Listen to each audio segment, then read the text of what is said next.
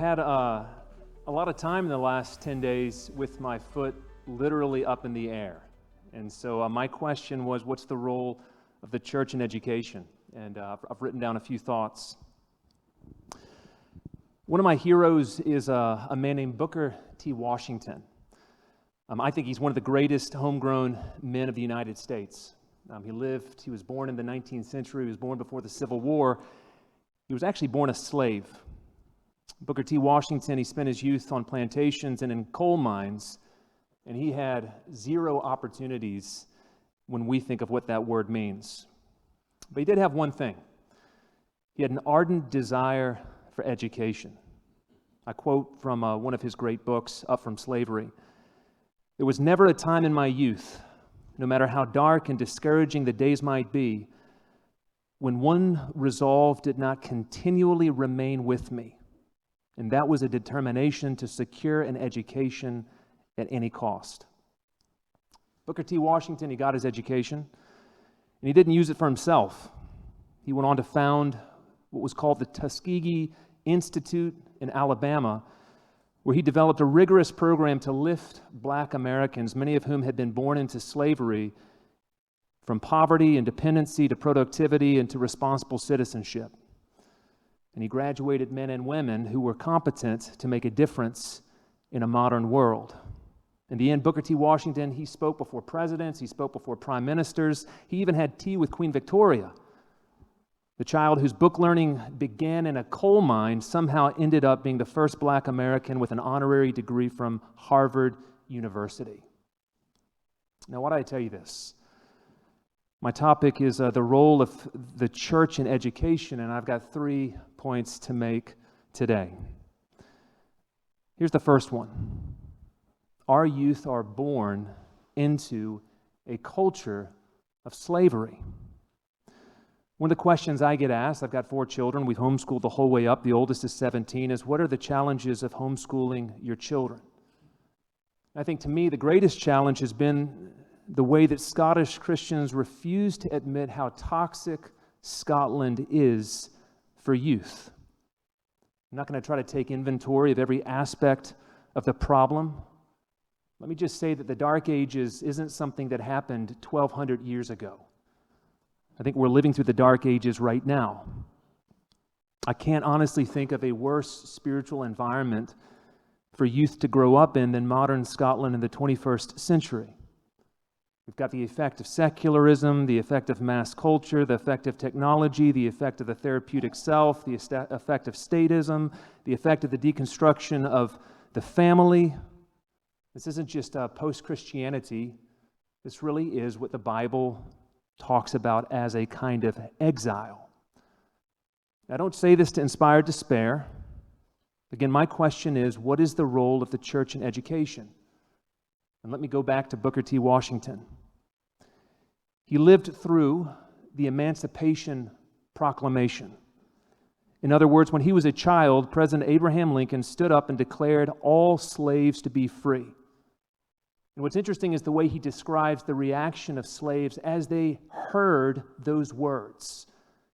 Initially, there was euphoria. It was an unimaginable thought, but slowly that gave way to a deep sense of dread of responsibility. That many of them realized that the road to freedom would actually be more difficult than the road that slavery had been. Now, we live in the light of the gospel, the greatest of all emancipation proclamations.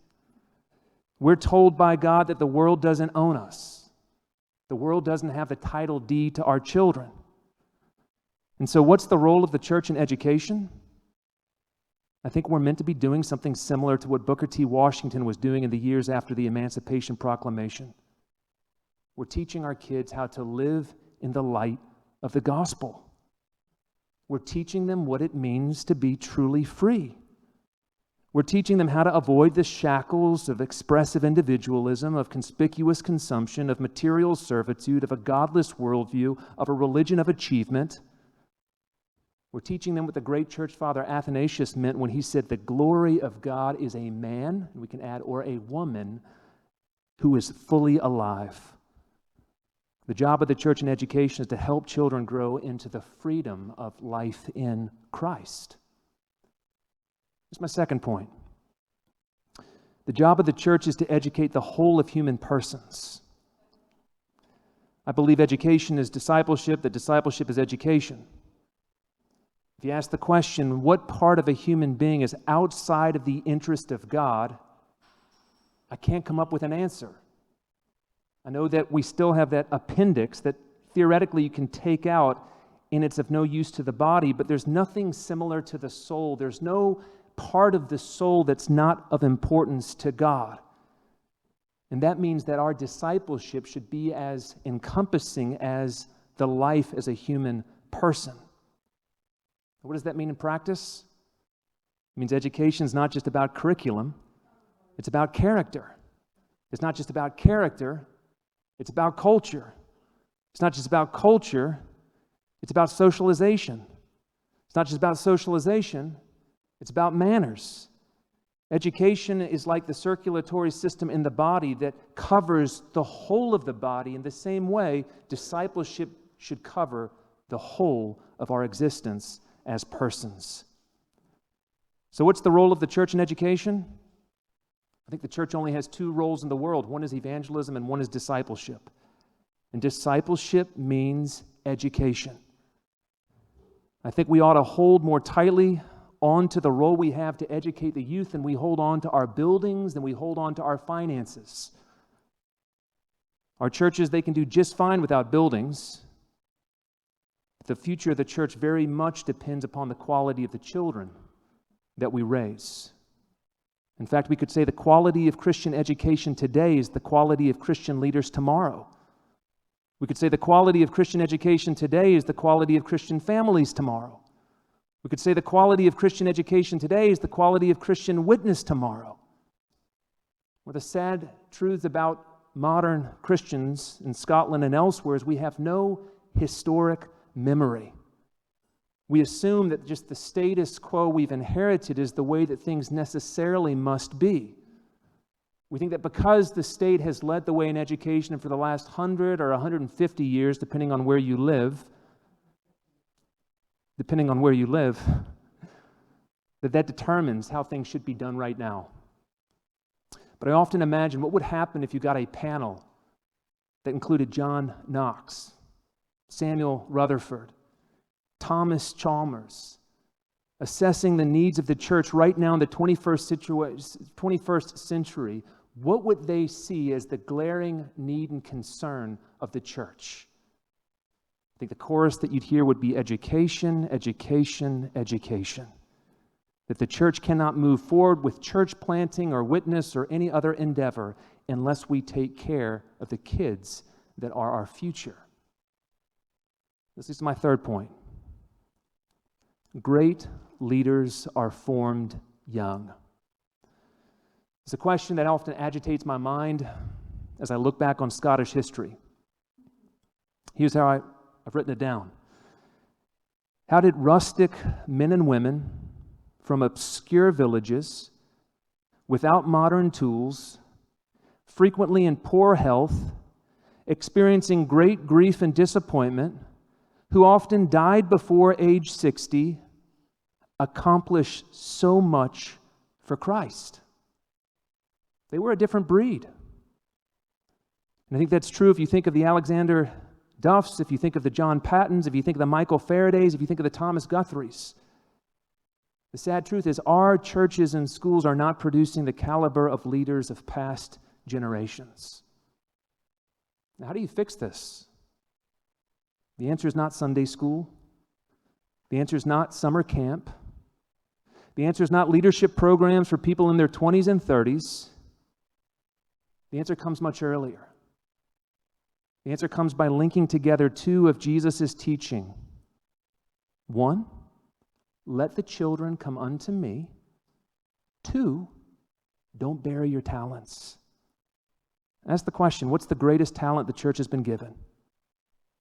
There's so little we can do to influence the future. We really have one thing that we know will go into the future.